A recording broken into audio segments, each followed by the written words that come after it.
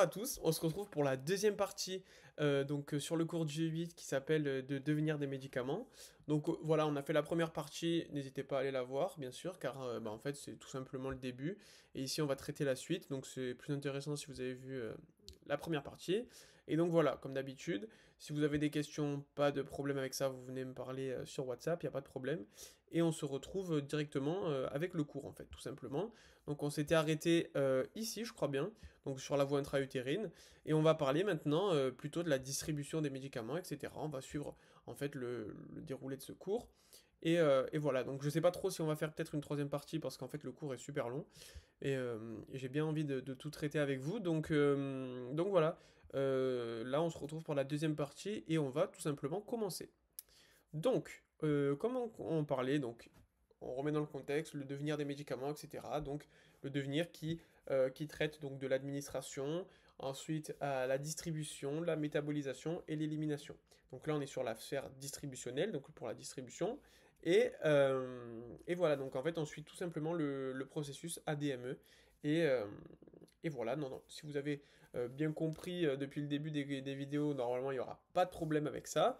Et on se retrouve du coup avec une différente distribution des médicaments parce que en fait il y aura des différents échanges qui vont se réaliser entre le médicament et le sang. Et en fait tous ces échanges-là, on en a parlé un peu plus tôt, mais voilà, donc il y a plusieurs paramètres qui vont être cités, notamment les caractères physico-chimiques, les caractéristiques du tissu, la vascularisation du tissu, comme je vous ai dit, un organe qui va être très irrigué va être sujet à un grand passage de toutes ces molécules qui peuvent être administrées dans le sang, logiquement. L'existence d'une barrière, donc notamment la barrière hémato-encéphalique, et en fonction de la caractéristique des tissus, caractéristiques physico-chimiques, ça on les retrouve tout le temps, et etc. Il arrive parfois que dans le sang, le médicament il soit transformé par des enzymes, même c'est tout le temps en fait. Mais euh, parfois, ces enzymes-là sont bénéfiques et parfois elles sont pas bénéfiques.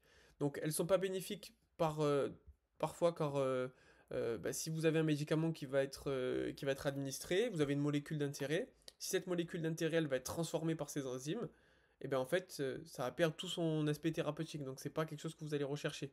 Par contre, parfois ça existe que, alors on sait que notre enzyme elle va transférer notre molécule de A en B. Voilà, dans tous les cas, notre molécule va transformer notre métabolite de A en B. Et bien, on peut, ce qu'on appelle, avoir recours à des promédicaments qui, en fait, une fois qu'ils sont administrés, donc qui deviennent la molécule A, qui n'est pas la molécule d'intérêt, parce que le promédicament n'est pas, ou prodrogue, ça s'appelle un petit peu comme ça aussi, c'est pas la molécule d'intérêt, mais on va l'administrer, et en fait, on va faire exprès qu'elle soit transformée par ces enzymes pour avoir qu'elle soit transformée en molécule B, qui, elle, sera la molécule d'intérêt. Donc en fait, voilà, c'est tout simplement ça. Et ça peut arriver et c'est très très utilisé.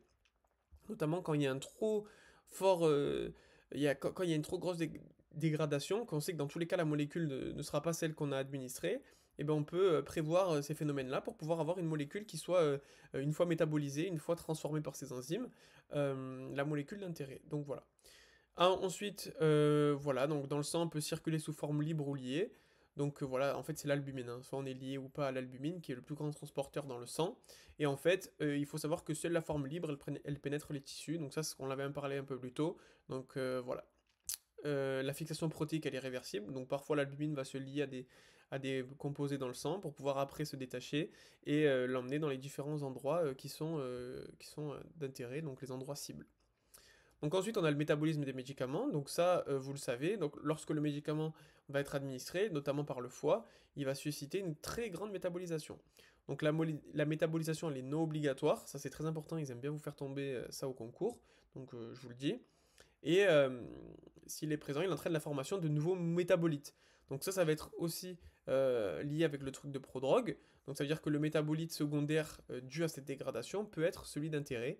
Et là, vous le voyez, lorsque le médicament 1, par exemple, subit aucune métabolisation lors de son passage dans le foie, eh bien, il peut être éliminé tel quel. Sauf que parfois, il peut être éliminé en métabolite 1, qui va passer dans le sang après, qui va être éliminé.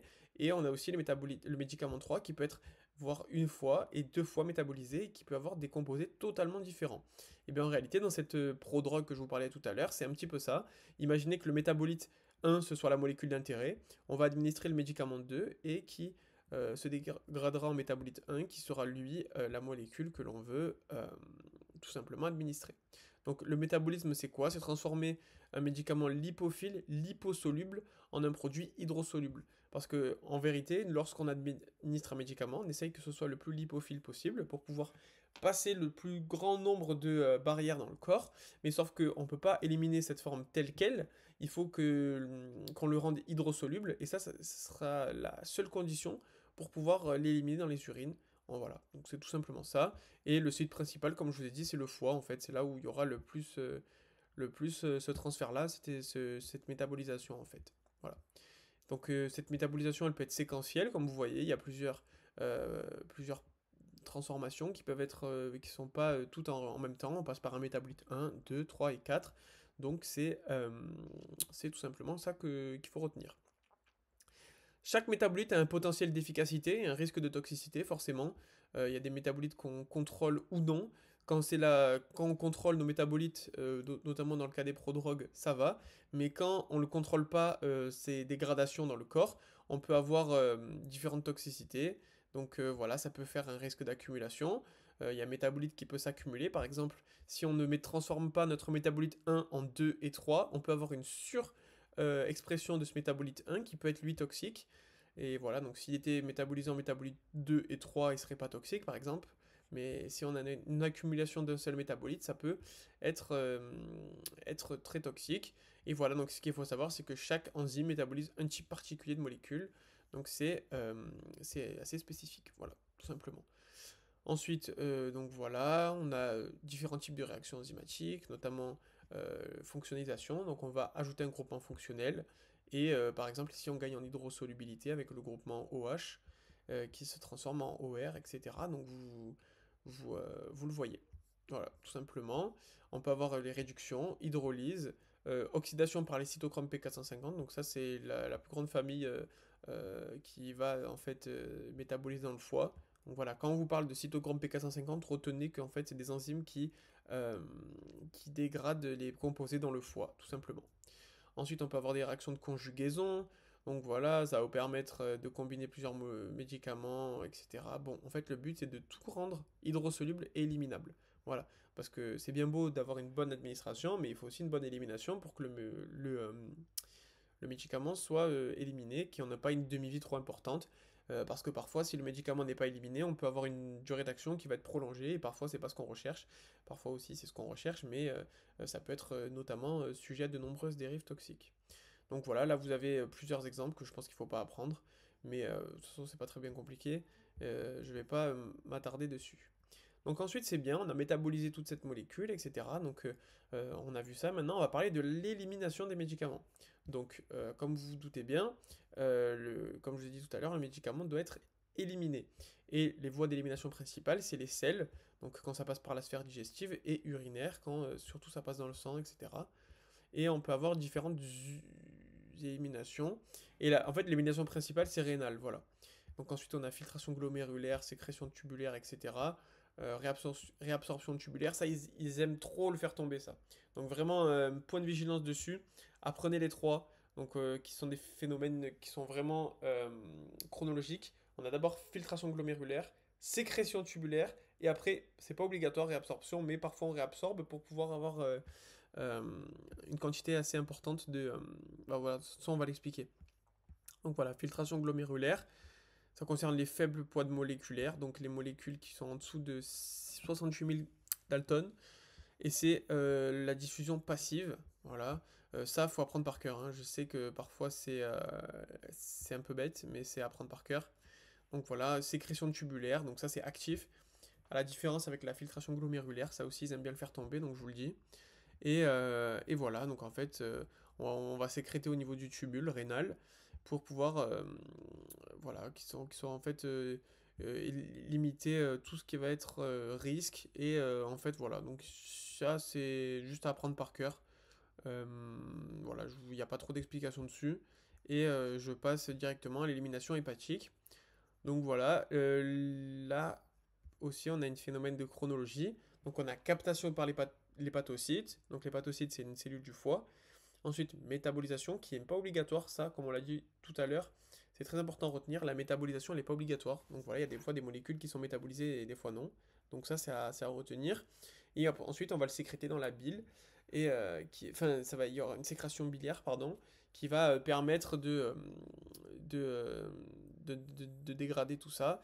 Et en fait, voilà. Donc les substances sécrétées par la bile vont se retrouver dans l'intestin et subir le cycle entérohépatique. Et ça, vous le savez, après, ça va passer par la lumière intestinale, etc. Et se retrouver dans les selles. Donc, comme je vous ai dit, c'est le plus important. On a la voie lactée, l'élimination lactée, pardon. Donc ça, c'est un peu rare, entre guillemets. C'est surtout quand vous allaitez, en fait, quand vous avez votre enfant, etc. Bon, ça concerne une minorité. Mais voilà, donc, comme c'est écrit là, c'est une voie minoritaire. Et voilà, le phénomène, c'est sous diffusion passive, ça retenez bien, parce que ça, ils aiment bien vous faire tomber. Donc retenez bien tous ces paramètres-là. Et après, on a l'élimination pulmonaire qui concerne les substances volatiles. Voilà, tout simplement. Donc voilà, on a fini ce cours. Voilà, je pense qu'on va faire une troisième partie finalement. Voilà, là, je vais pas commencer à rattaquer de parler d'une nouvelle notion, etc. On fera la dernière partie en vidéo. Et j'espère que voilà, vous avez à peu près tout maîtrisé pour le début. Si vous avez quelconque question, n'hésitez pas. Et on se retrouve pour la troisième partie, n'oubliez pas.